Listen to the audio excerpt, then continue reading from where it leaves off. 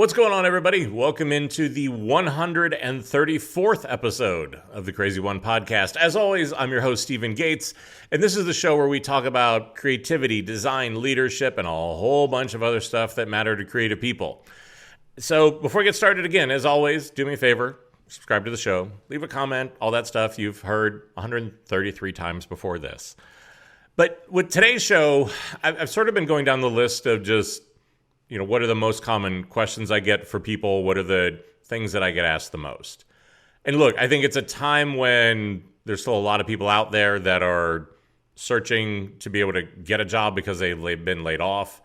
A lot of people are unhappy in the job that they're at and they're trying to find a new one. And I think for a lot of you, that job search probably is either not yielding the results you wanted, or it's just not really yielding any results at all. And so a lot of the questions that I've been getting as I've been doing the ADP list mentoring and other things like that have really been revolving around kind of your portfolio. They want feedback on your portfolio. What am I doing right? What am I doing wrong? We touched on this a little bit in the past, right? I did an episode in the past of sort of some of the red flags and some of those sort of things. But I guess for this show, I want to come at it from a little bit of a different angle.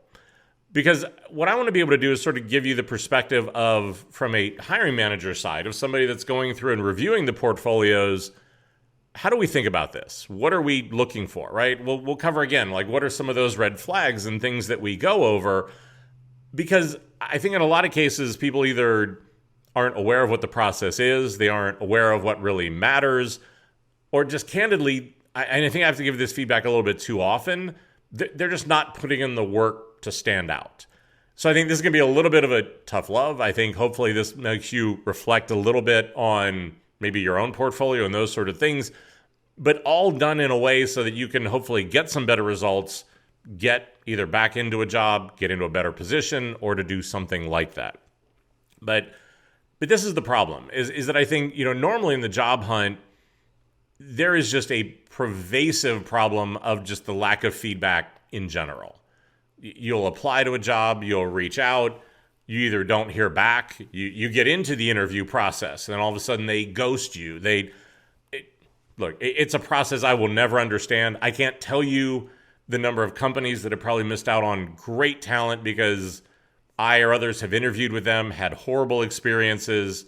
We've had friends who have come seeking advice saying, hey, what do you think about that company?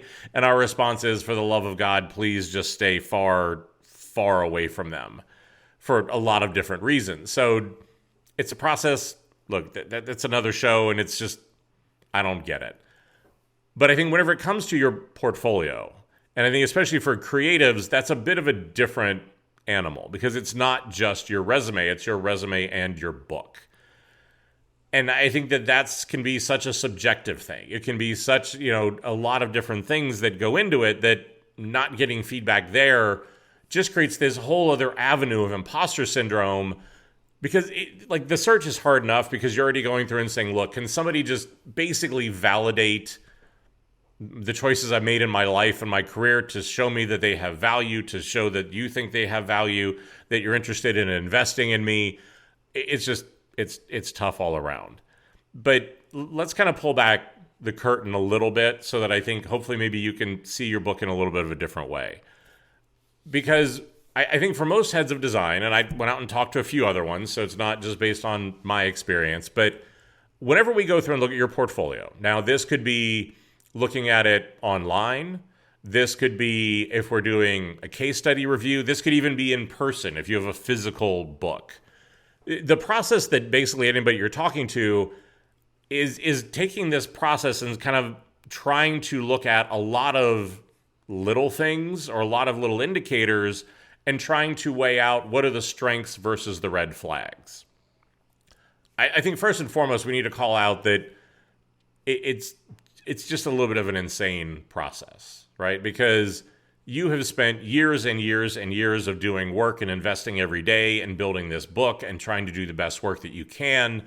And then somebody is going to come in and functionally judge that work in anywhere from 10 minutes to an hour.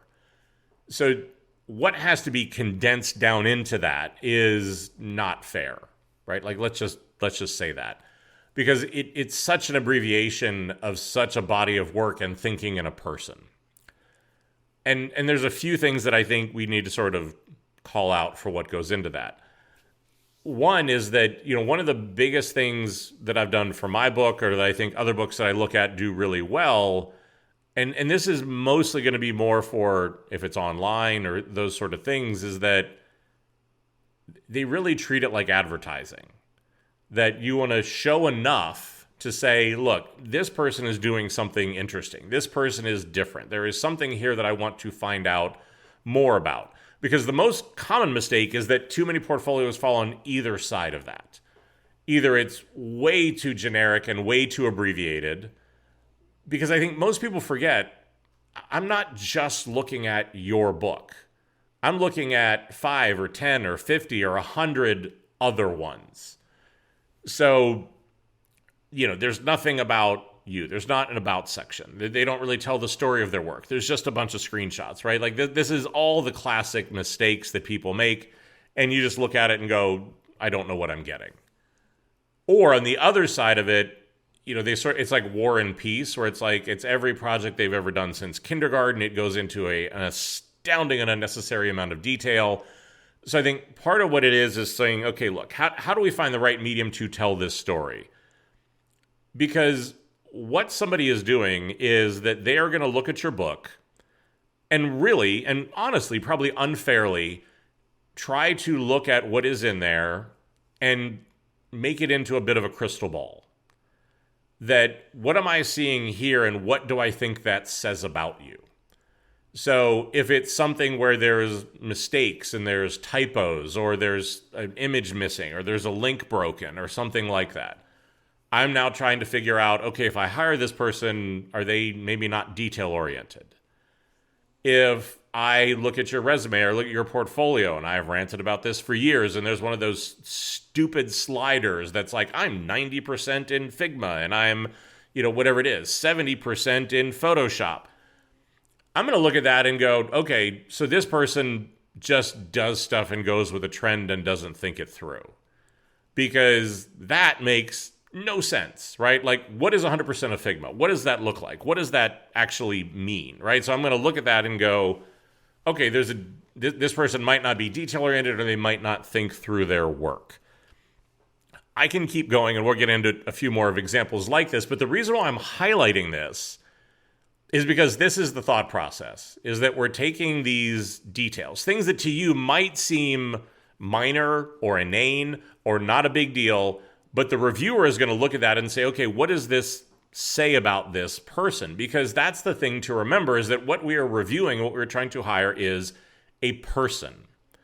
That we are trying to take indicators from your past to determine your future. And that is really difficult.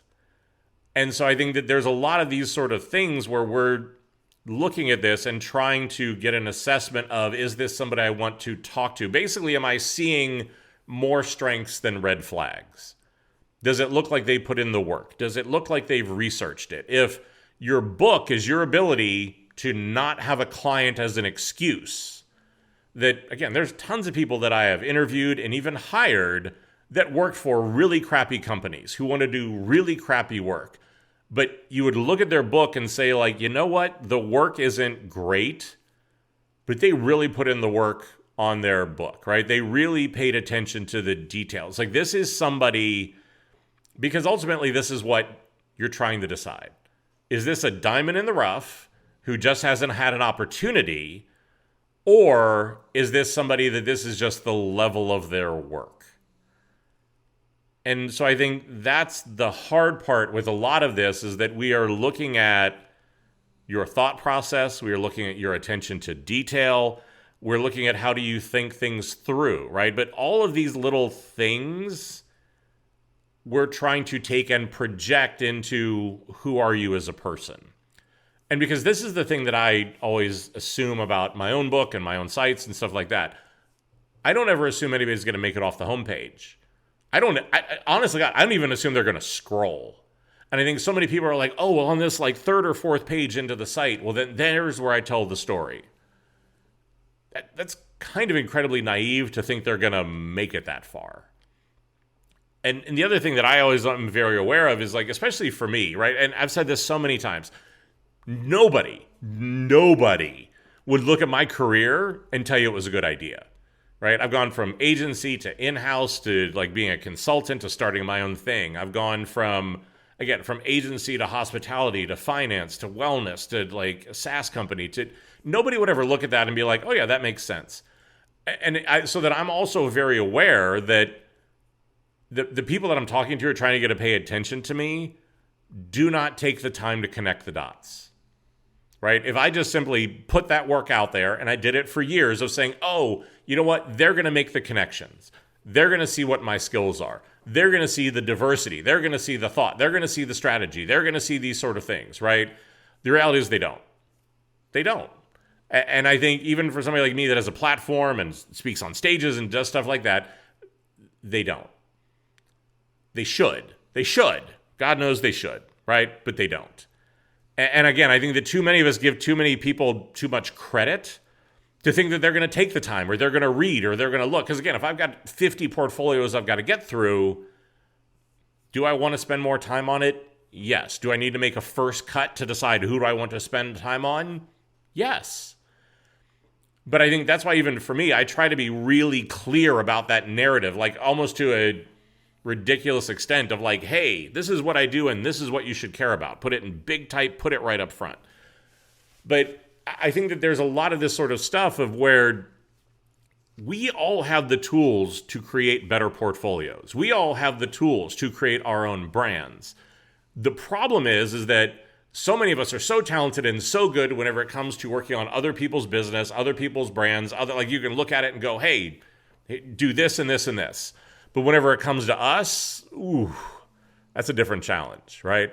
I think part of what it is that it's, I know that I've struggled with doing my own portfolio of like, is this who I really am? Or is this who I wish I would be?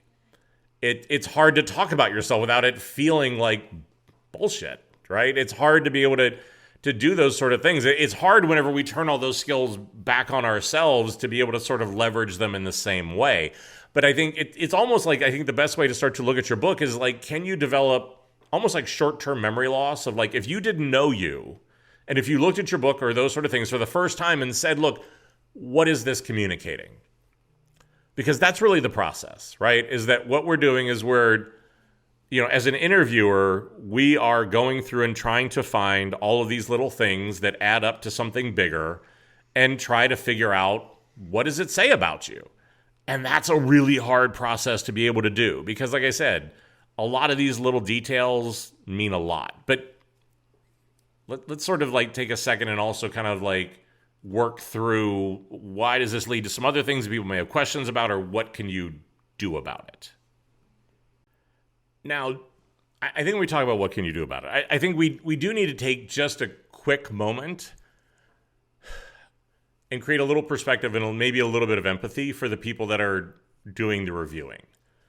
Because I know that there's a lot of practices whenever you go through this of presenting case studies, of doing working sessions, which I know can be very, very polarizing.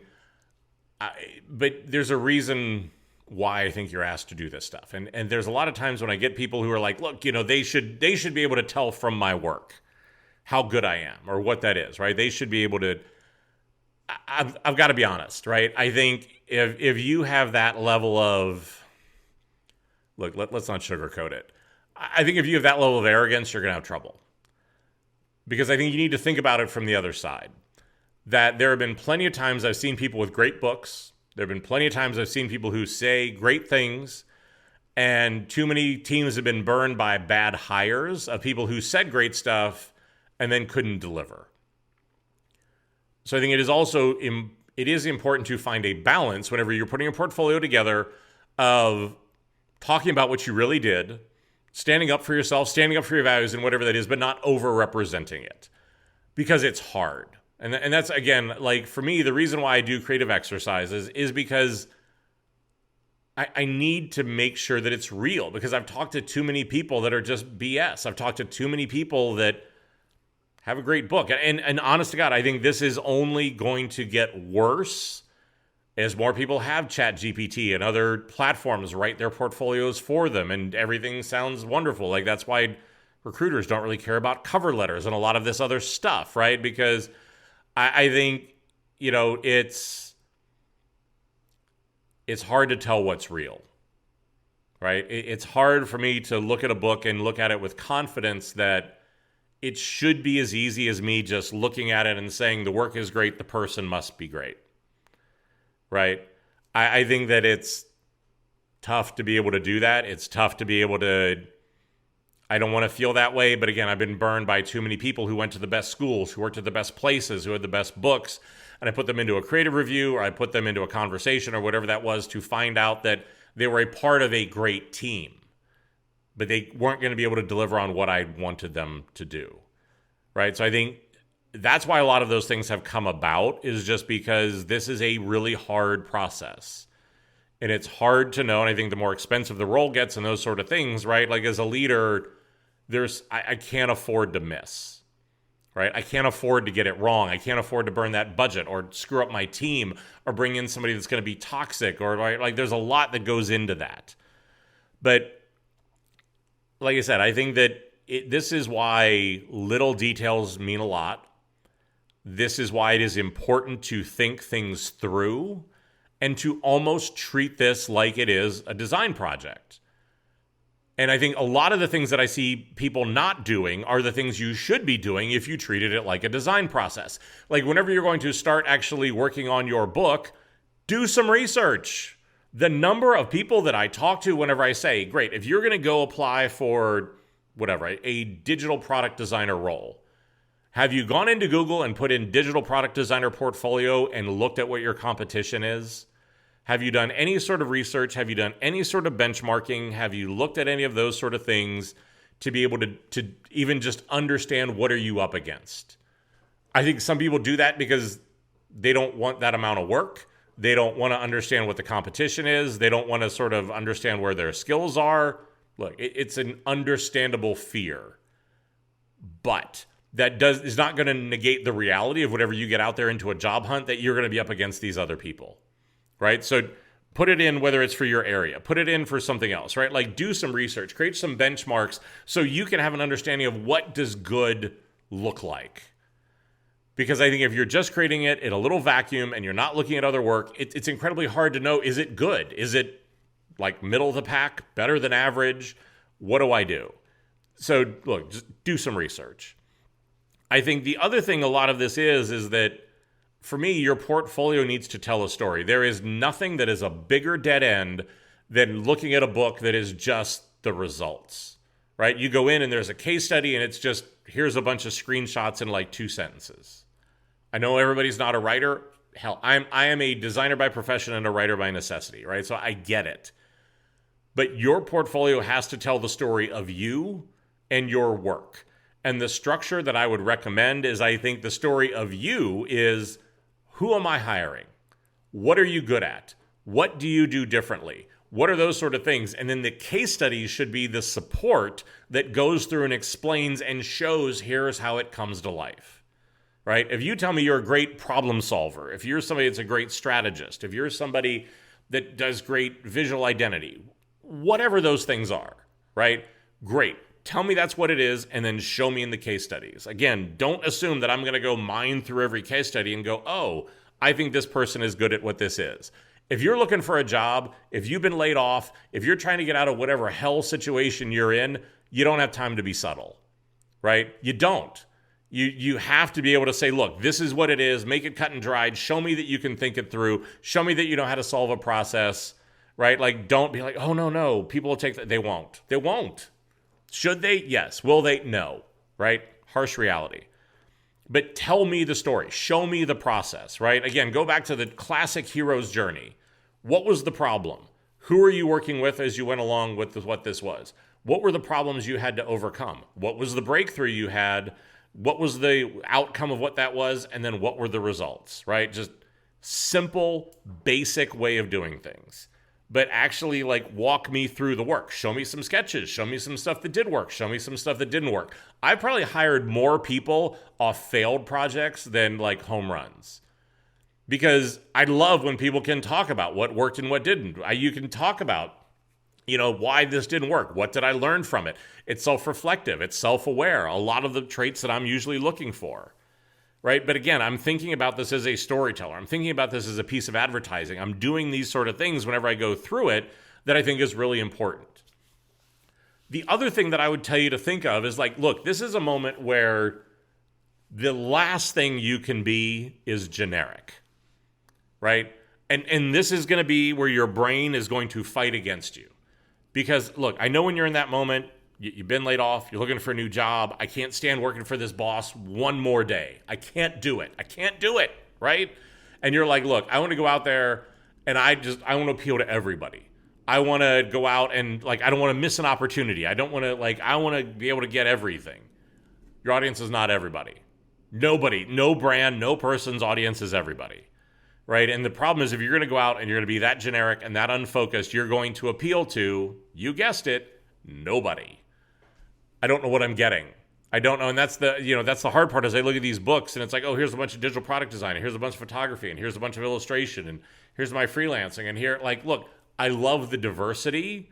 I love what that is. I don't know who I'm hiring, right? What is your real passion? What is it that you want to do? Like, again, I love that you have that skill set, but whenever it's just sort of like, here's this fire hose of stuff, I'm probably going to move on to the people where I'm going to get a better sense of like, okay, what is their focus? It doesn't mean you can't work on all that stuff, but just help me understand how is it prioritized? How is it weighted? How are you doing those sort of things?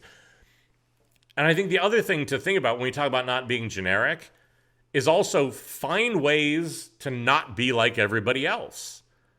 You know, look, some of the most impactful reviews, some of the most impactful portfolios that I've seen lately have been of people who just said, like, you know what, everybody has a portfolio.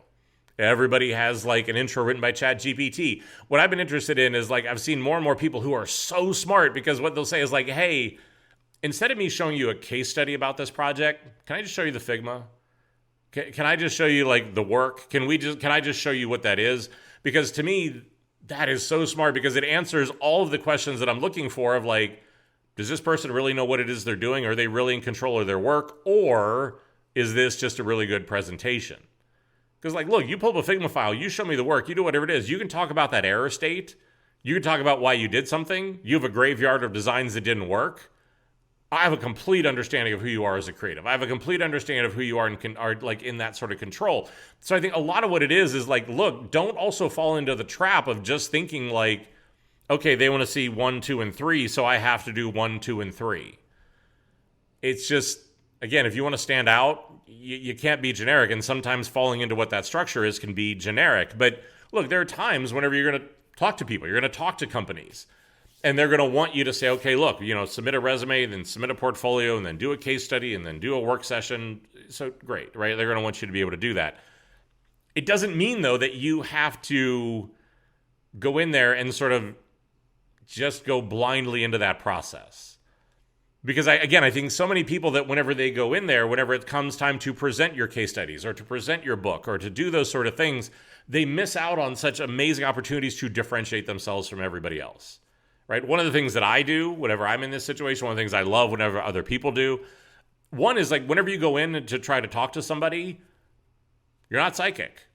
Sorry, you're not. Right? And everybody's like, yeah, I don't know. How much should I show? What should I show? What should I focus on? Like, I'm going to try to do this. I'm not sure what they want to see. Here's a thought. Ask. Just a thought. But whenever you actually go in and say, hey, what's the sort of stuff that you're going to be interested in today? Do you want to see a lot of detail? Do you just want to see more of the high-level strategy? Do you just want me to focus on one project and go really deep on it? Do you want me to sort of, again, just kind of go over the tops and make it a little bit more generic and give you a broader view on things, right? Like what's the stuff that you're interested in? Again, shows self-awareness, shows problem solving, shows a lot of the sort of traits that I think that people are going to be looking for. And I think even I have really underestimated that at times because last time I got laid off, wasn't the smartest about it, right? Should have given myself probably a little bit more of a beat between when I got laid off, because I got the news on Thursday, got laid off on Friday. Monday, I'm like, I'm back on the market. That should have lasted a little bit longer. But what was interesting was the number of companies that reached out and the number of people and even the number of clients that I have now who had reached out because they just said, look, we'd love the way that you handled that, right? There's a level of self-awareness. There's a level of leadership. There's a level of just way of working, like that we want more of what that is.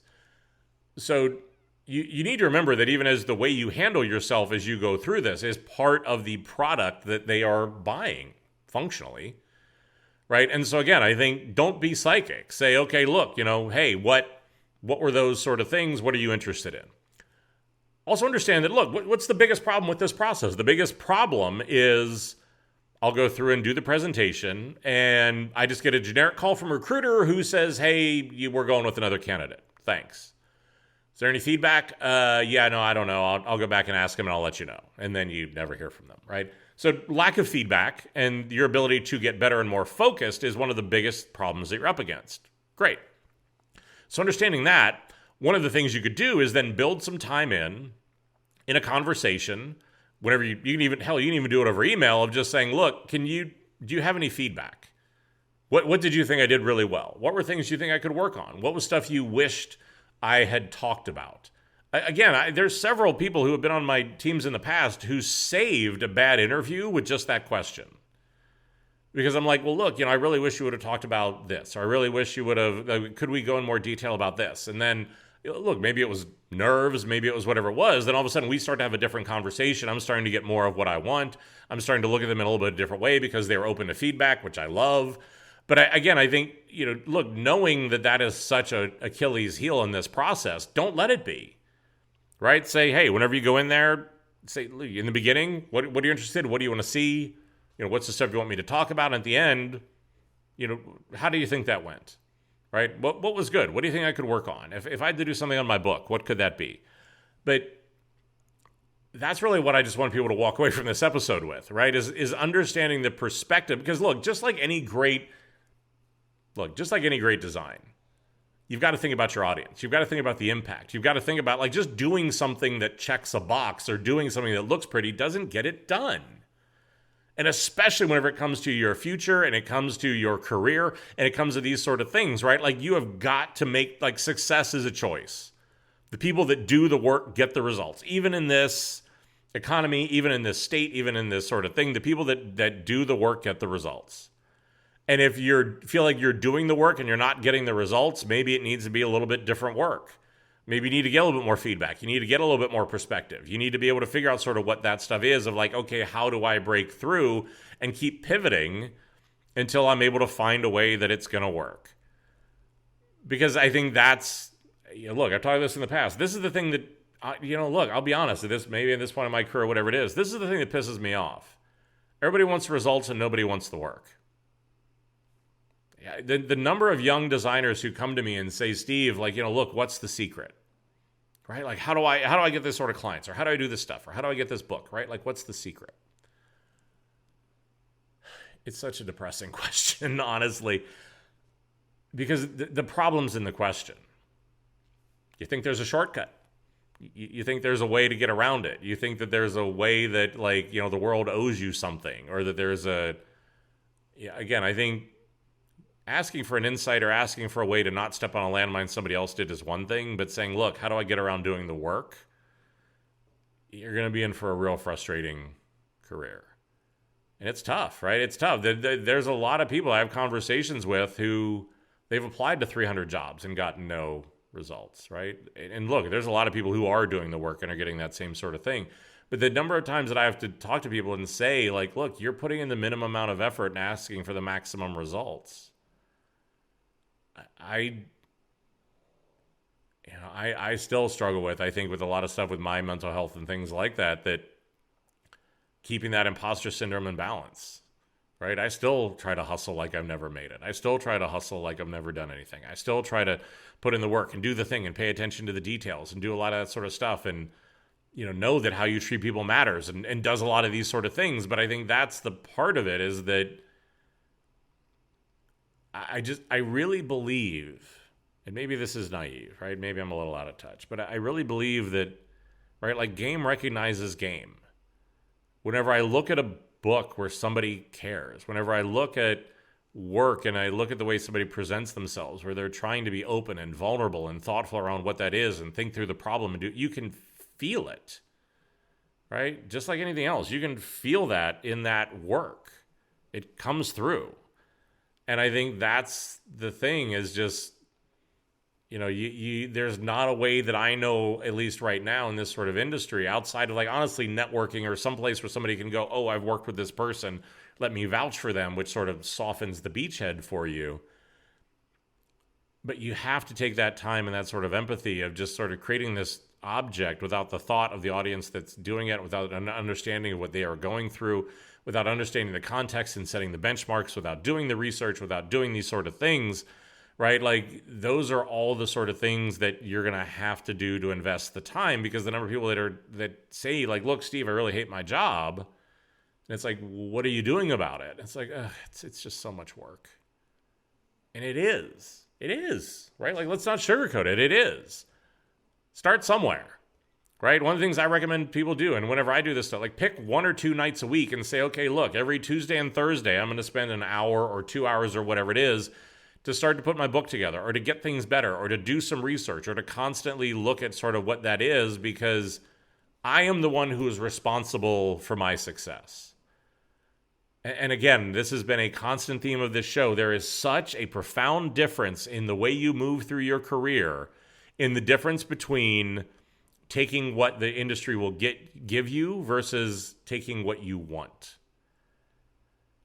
And that asks for self-reflection. It asks for hard work. It asks for a lot of those sort of things. But look, I think, again, remember, discomfort is on the, what you want is on the other side of what you don't want to deal with. But I think that this is the feedback that you don't get, right? This is why, like, whenever people look at those little details, they look at those sort of things, or they can see you're not thinking things through, they just go, oh, okay, thanks, and then they don't call you back, right? Because and look, I think for those of us who are the ones that do the reviewing, for those of us who are in the place to be able to do the hiring, step up, right? Way more often. Take the time to give the feedback. Take the time to give the uncomfortable conversation. Tell them what they could do, that even if they're not going to get the job right now, what they could do to get it in 6 months. I can't tell you the number of phenomenal talent who maybe wasn't right or ready in that moment. But again, if you can see something with what that is, take the time. I know it's just easier to move on. I know that there's a million things to do, but I swear to God, if we don't stop like this stupidity of thinking that people are disposable and that they're just resources and they don't matter. Like, again, you want to know why you don't have better people on your team? You want to know why people don't stick around? Look in the damn mirror, right? That's why. That's why. Treat them like people. Treat them like you've been in that chair before, right? Take just a minute and put the shoe on the other foot and think, how would you feel if you got treated the way you just treated somebody? If you feel good about it, great. Keep doing that. But if you don't, understand that, like I said, you are part of the problem too. And again, I think for too many of us, just there is that willful naiveness, right? Of just like, oh, well, this is a part of the process that we all hate. And this is the thing, right? If you want to create a change, model the behavior you want. Don't criticize what you don't. But step up, give them the feedback, have the hard conversation, tell them what to do better, tell them what they're missing, right? It's an opportunity. Even if you're not going to hire them, it's an opportunity for you to have a positive impact on somebody.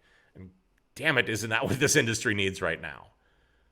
But just think about that sort of stuff, because I think then if you do that on both sides, we're going to start ending up in a better place and you're going to find more success. So hopefully that was helpful, right? Look, as always, if you want me to look at your book, if you want me to give you that sort of honest feedback, again, I'm doing 3 sessions every week on ADP List. You can reach out to me on social media platforms and other stuff like that. But take the time and think about this stuff. Go back and look at your book with fresh eyes and say, look, am I really doing this sort of stuff? Am I thinking about it? Am I, again, constantly pushing for it to get better to be able to do that? It's hard. It's vulnerable, right? I think it's a difficult process as it is, but I also think that there's no better way to fight imposter syndrome, to fight some of the depression, those sort of things, than finding ways to create some hope, create some control, and believe in yourself. So, as always, I hope this was helpful. Love to hear from you if you have any thoughts around this sort of stuff, and we'll be back with more shows in this sort of area in the near future. So, until then, stay crazy.